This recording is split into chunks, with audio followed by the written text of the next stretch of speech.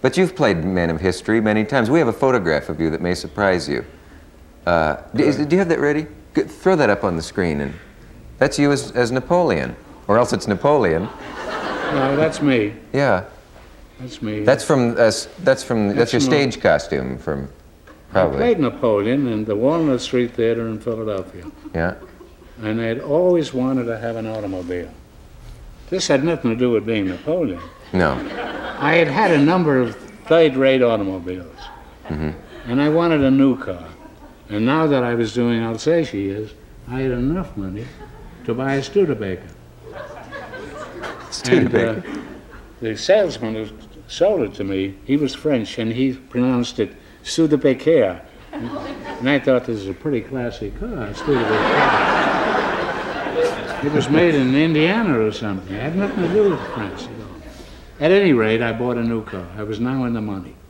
And I paid $1,000 for the Studebaker. Now, I was doing the scene of Napoleon, which would be the next scene after intermission.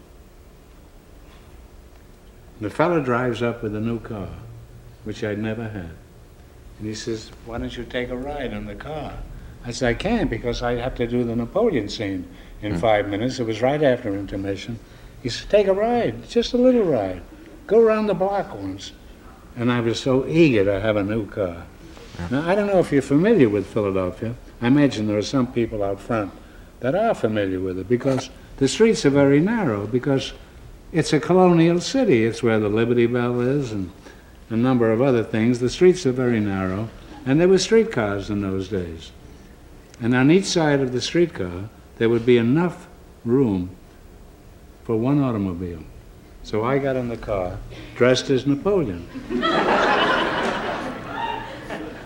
I had on boots and no socks, because the boots were so heavy, I couldn't get them on.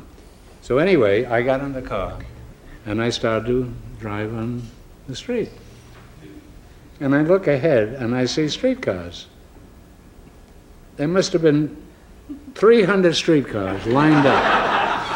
Some car in front, the streetcar, had broken down.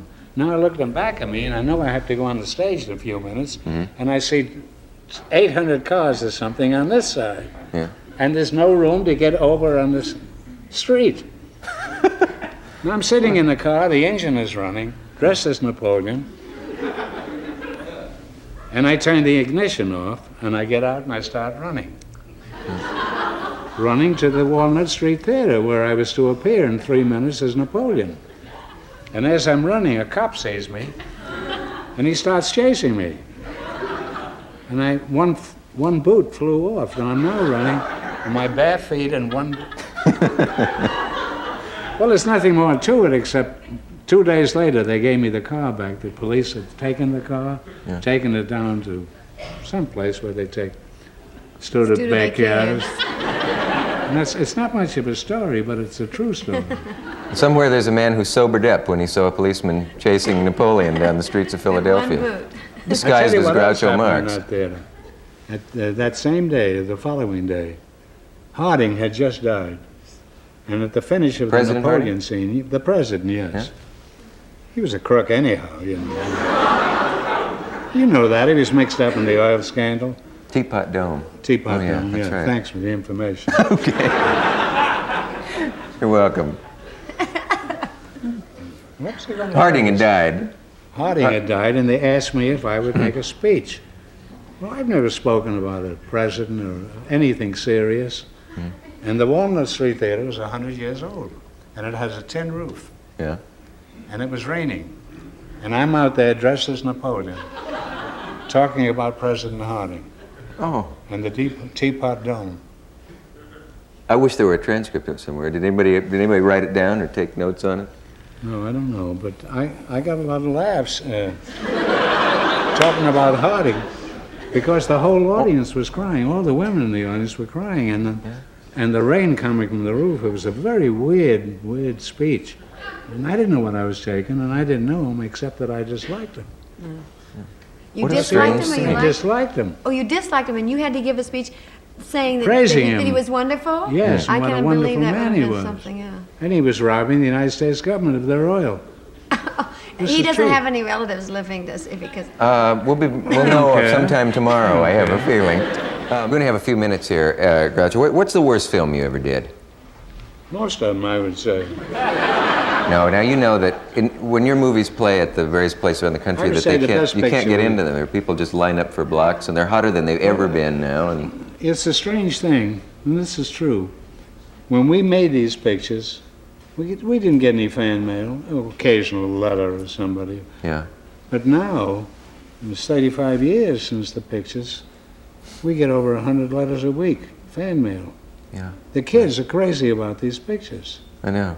and Yeah. it's most who owns them extraordinary. now, Groucho? Do you the boys? I'm sure that, We own pieces of some of them. You do? We don't own them all. We weren't that bright. that's right. Nobody. When you try to save film, even today, the stars never saved anything or owned anything that they had. The only one was Mary Pickford, and I think Charlie Chaplin owns all of his, right?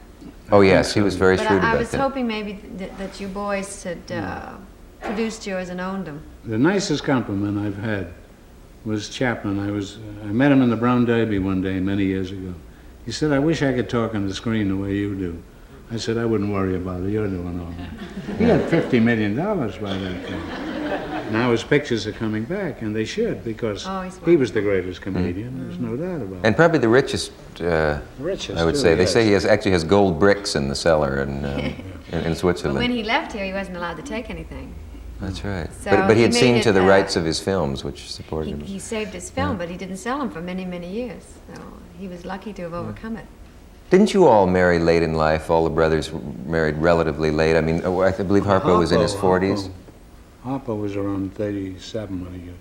Yeah. He had seen what happened to me in my marriages and decided to stay single as long as possible. What is the right age to marry? The first time I got married was the right age, 30. Yeah. Are you proposing?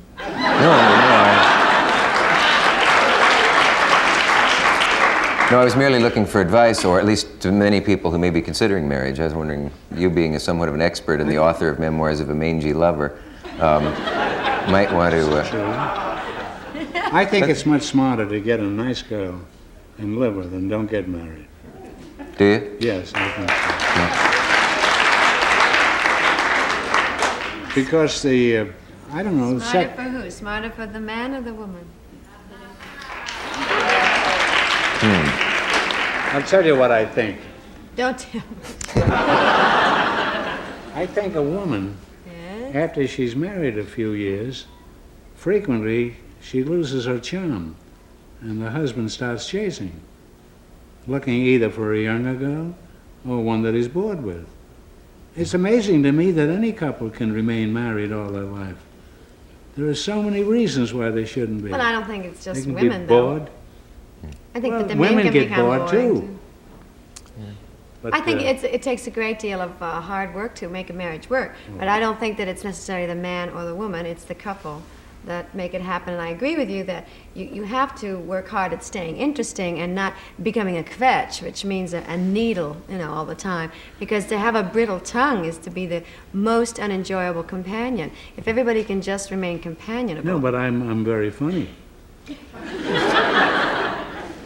We were talking about you. We were saying in general, See, in general. No, I'm talking about me. I'm not interested in generals.